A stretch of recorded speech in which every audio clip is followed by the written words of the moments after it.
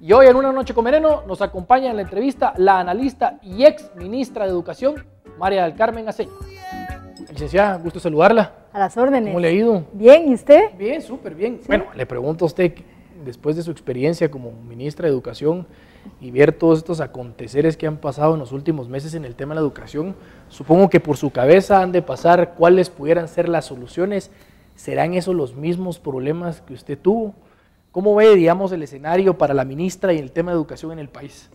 Pues mire, lo que es un poquito frustrante es que perdimos una década, porque nosotros habíamos logrado una serie de, digamos, de peldaños que necesitaba la educación y lamentablemente pues tuvimos un gobierno de 4 años que prácticamente trató de seguir más con lo mismo, en el sentido de que los maestros no fueran contratados por mérito, que no se capacitaran en el nuevo currículum nacional base, sino utilizaron realmente el Ministerio de Educación para contratar más maestros, pero no con objetivos de mejora de cobertura y calidad.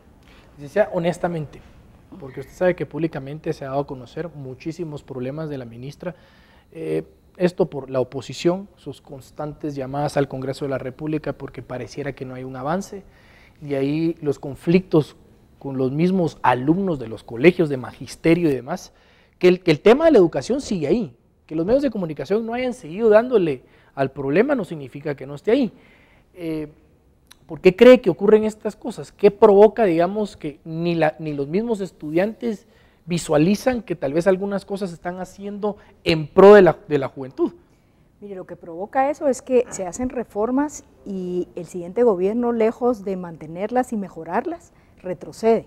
En el caso de la formación inicial docente, nosotros hicimos todo un proceso de más o menos 2 años de consulta, de trabajo, de nueva reforma curricular, hasta que logramos lograr acuerdos con los diputados en el sentido de mejorar el currículum y ampliar 1 año más la educación de los futuros maestros.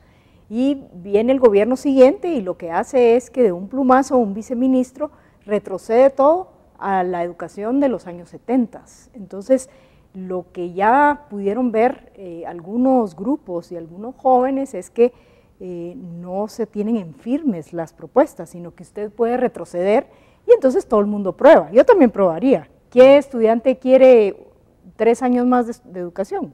Entonces, sí, pues está el futuro, pero se prueba, ¿verdad?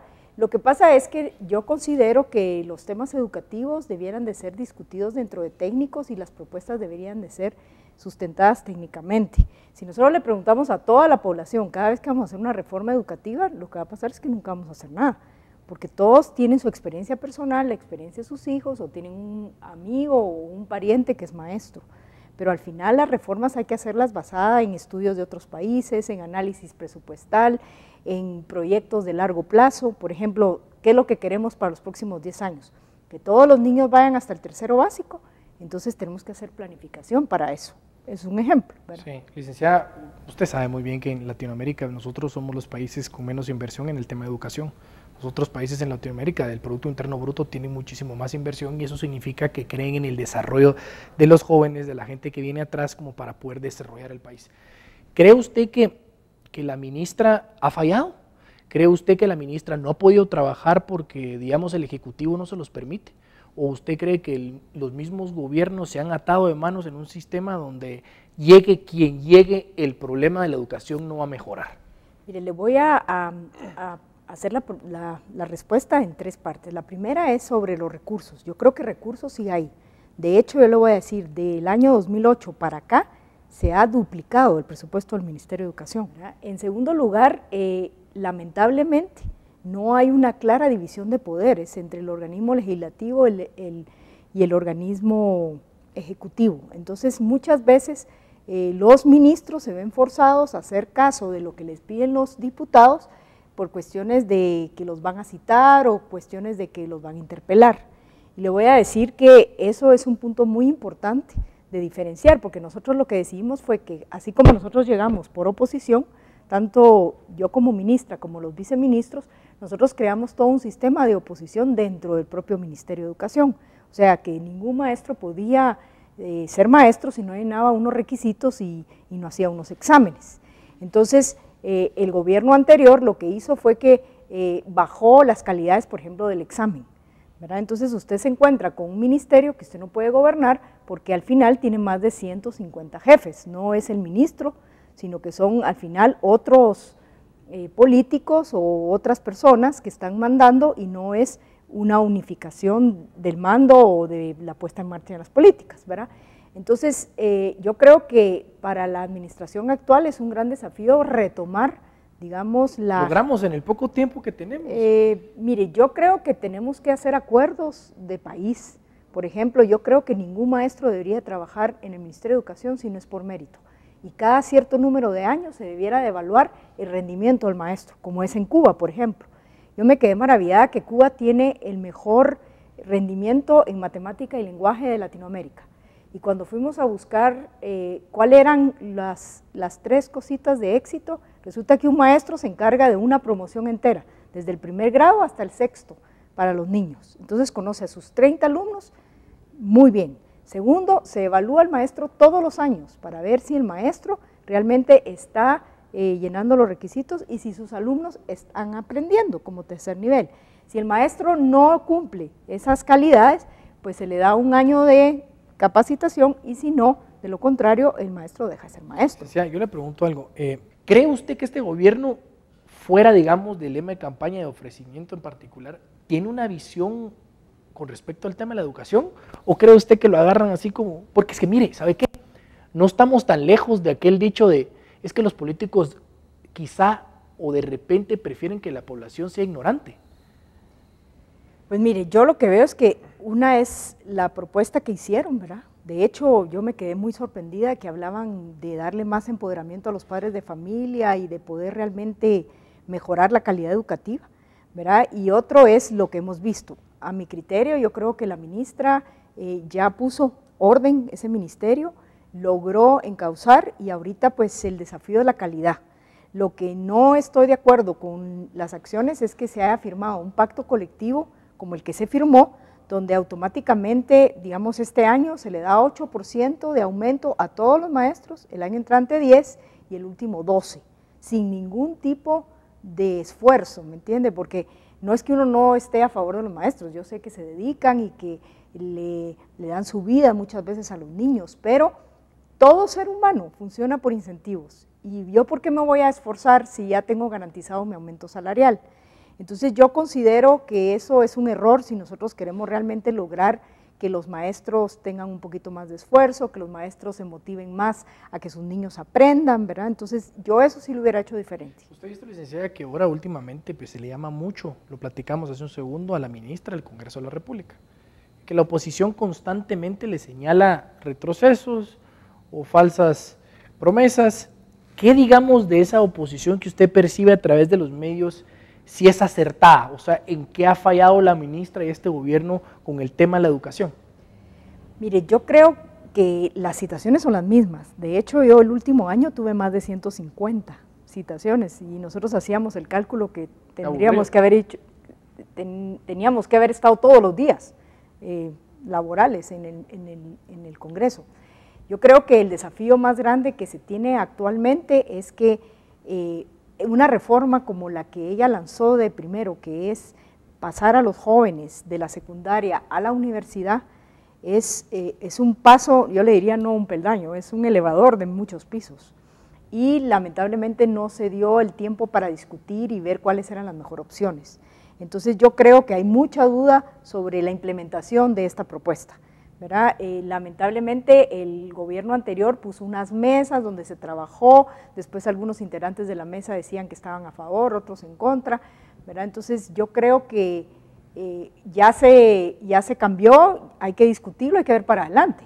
Lo que no se vale es ver para atrás, porque el problema es que ya se había logrado avanzar y se retrocedió, y ahora retroceder ya no se debiera de poner, ya no vale. ¿Sabe por qué? Porque al final, si nosotros queremos que los niños se motiven a seguir en las escuelas, tenemos que dar calidad, y calidad es el desafío del siglo XXI, porque logramos en el año 2008, cuando nosotros dejamos el ministerio, teníamos 96% de cobertura, hoy tenemos menos de 90%. ¿Por qué? Porque los niños no tienen incentivos de ir a la escuela, no tenemos los básicos proyectados. No tenemos suficientes recursos porque decidimos darle dinero a los papás para que llevaran a los niños a las escuelas, cuando ya iban a la escuela. Entonces tenemos que también transformar las transferencias condicionadas, cómo hacemos, digamos, para enfocarlo a 9 años de escolaridad y luego una reforma en la educación técnica. ¿Cómo vamos a preparar nosotros a nuestros jóvenes de 15, 16, 17, 18 años en los próximos 20 años? Tenemos que pensar a futuro. Reformas que tienen que ir ahí al Congreso con esos espectaculares diputados que tenemos ahí. Licenciada, digo, porque usted con la experiencia que tiene y demás, ¿cree usted que se nos está yendo las manos el país? Porque es que hay gente que me dice, mire Luis Enrique, es que usted tal vez es muy negativo. Yo les contesto, mire, no es que hay que ser responsables. De verdad, esta es la realidad que tenemos y partamos de esa realidad para hacer un futuro próspero. O sea, yo veo que, al igual que en otros gobiernos, que tienen sus errores, pero como usted bien dice, vamos gobierno tras gobierno y no hay una evolución. Entonces, ¿se nos está yendo de las manos, licenciada, el país? Mire, yo estoy preocupada y por lo tanto me estoy ocupando, ¿verdad? Yo creo que habíamos ganado mucho después de los acuerdos de paz, habíamos logrado procesos bien interesantes en materia de cobertura de servicios de salud y educación, habíamos logrado reformas en infraestructura que son, digamos, los cambios que requiere un país para crecer económicamente. ¿Y qué es crecer económicamente? Es que produzcamos más y que todos se beneficien de esa producción. Pero en los últimos años lo que pasa es que todo se volvió un problema, todo es conflictividad, no se pueden tomar decisiones, no se pueden plantear propuestas, ¿verdad? Y lo que yo veo es que resulta que manda más el que ocupa espacios que el que tiene el puesto, ¿verdad? Entonces creo que sí debemos de volver otra vez a ley y orden, o sea, tenemos que retomar, digamos, un rumbo para el país, ordenarlo. Y obviamente todos nos tenemos que sacrificar en el corto plazo, porque lo que sucede es que todos queremos ganar en el corto plazo y aquí es sálvese quien pueda. Entonces yo creo que estamos en un parteaguas. Si nosotros hacemos las cosas bien en los próximos 20 años, el país puede volar, porque tenemos todos los recursos. Tenemos gente joven, estamos posicionados geográficamente. Que nos la creamos, que efectivamente podamos. Y liderazgos, ¿me entiende? Liderazgos, realmente si nosotros tenemos una república como sistema de gobierno, respetar, ¿verdad?, la diferencia entre el organismo legislativo, el ejecutivo y el judicial, que nuestros órganos de control funcionen, una contraloría pilas, como diríamos nosotros, ¿verdad? Necesitamos unas cortes de primer nivel, ¿verdad?, para que realmente haya ley y orden, pero cuando usted empieza a ver que las personas hacen lo que se les da la gana sin darse cuenta que están violando la ley y no hay quien haga que se respete la ley. Que el ciudadano tampoco dice nada. ¿Verdad? Entonces, al final, todos vamos a aprobar. ¿Verdad? Licenciada, mire, yo no le preguntaría a alguien que no ha estado en un puesto como ese que sugiera algo. Recordemos que el futuro del país es que la gente lo dice, pareciera que es más trillado, ¿verdad?, que el futuro del país son los niños y los jóvenes. Nos hemos dado cuenta que hemos hecho más de lo mismo siempre y seguimos mal. ¿Qué sugerencia cree usted en el tema de educación o qué reflexión pudiéramos hacer en el tema de la educación, sabiendo que hay muchísimos jóvenes que el día de mañana van a ser los que desarrollen este país? Mire, yo creo que el siglo XXI tiene una gran oportunidad, que es la tecnología. Eso no lo teníamos hace 20 años. De hecho, creo que hoy usted puede escuchar al mejor conferencista del mundo vía internet sin un centavo de costo. Sin viajar, nada. Nada. Pero usted necesita, digamos, orientadores, necesita maestros que puedan alentar a los niños, ¿verdad? Usted necesita, por un lado, el uso de la tecnología, pero por el otro lado usted necesita maestros del siglo XXI, no maestros del siglo pasado. Por eso es importante reformar la capacitación de los maestros, es importante pensar dentro de 20 años y no quedarse en un pedacito para poder educar de mejor manera o por lo menos tener acceso a la información. Licenciada, yo le quiero dar las gracias, de verdad, le dejo abierta la invitación, creo que el tema de la educación es algo que le tenemos que poner muchísima atención. Pareciera que los políticos no lo agarran como lema de campaña porque tampoco nosotros los ciudadanos lo vemos como muy importante. Sin embargo, muchos de los que votamos tenemos hijos, tenemos familia y no vemos que el presente son esos niños que ahorita no se pueden expresar. Muchísimas gracias y como le digo, en otra ocasión está invitadísima aquí para seguir haciendo el análisis de la educación. Gracias, a las órdenes. Placer, gracias. Y recuérdense que más y mejor educación es el futuro del país. Ahí está, eso está bueno. ¿Cómo la vio? Bien. ¿La vio? Es que esté muy pilas, licenciada, hombre.